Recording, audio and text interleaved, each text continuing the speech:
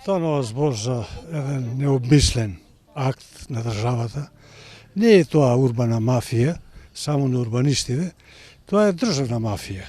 Сите знаеме што значи ништењето на животот, ништењето на екологијата, ништењето на дрвата, а тоа е фактички ништење на животот. Тоа е еден од главните услови што и нашата млада генерација и популација бега од државава.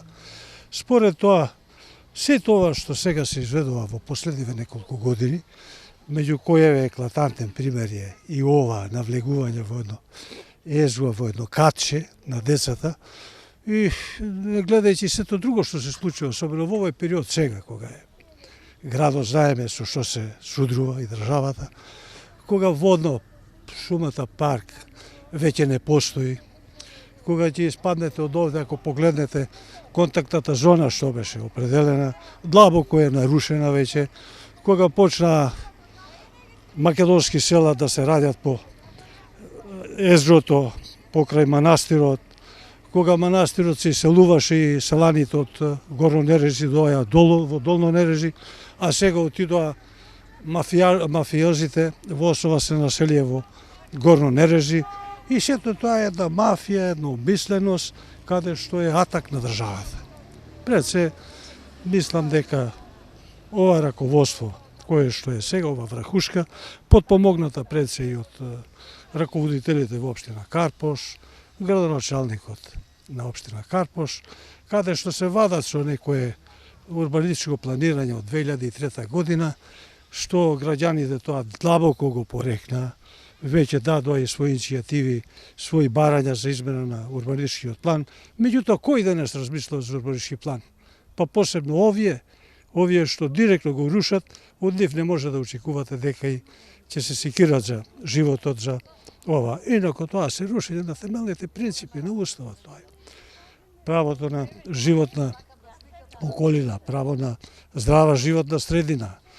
Животот треба луѓето да го живеат, а не да го мизеруват. Меѓутоа, ете, сето тоа што се случува сега е фактички мизерување, фактички чекање, кога булдожерите ќе почнат да исполнуваат нечии лични интереси, оти во крајна линија сето тоа што се прави, дали го прави јавното предпријатие, државно, за жал, сето тоа е веќе поминато во приватна сфера, во приватни интереси, и каде што тешко ако нема некаква промена, поначална промена, ако нешто не дувнат ветровите на подобро, ако не облее декемвриски избори на кои што ова врхушка ќе се оди, тешко на граѓанството. Инаку овде, еве гледате вие со какви луѓе се испаднати, сите се вознемирени, и мало и големо, сите се занесуваат со идејата дека ќе преовлада разумот кај некој, меѓутоа ова е лудост,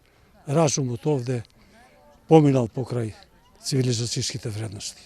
И покрај тоа што имате испратено барање како граѓани, нели, кон општината сепак одлучува да гради тука. Дали ќе останете во паркот да го чувате колку што е возможно секако?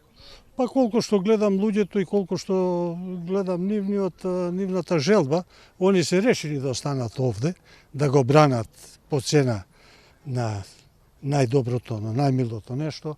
Вие гледате, впрочем, и јавното обраќање од овде, од малото, дека е тоа малски протест, дека во крајна линија тоа е граѓански протест, дека тоа е цивилизацијски процес, дека не се темели на некаква партиско прегрупирање, иако ќе слушате дека сето тоа го организира некоја опозицијска партија, или дека сето тоа некој резултат на тоа. Нема врска тоа со партиско организирање. Луѓето се мотивирани од своите лични интереси, од своите лични потреби, така да мислам дека ќе бидат доследни, ќе останат во одбрана на тоа што треба да се брани.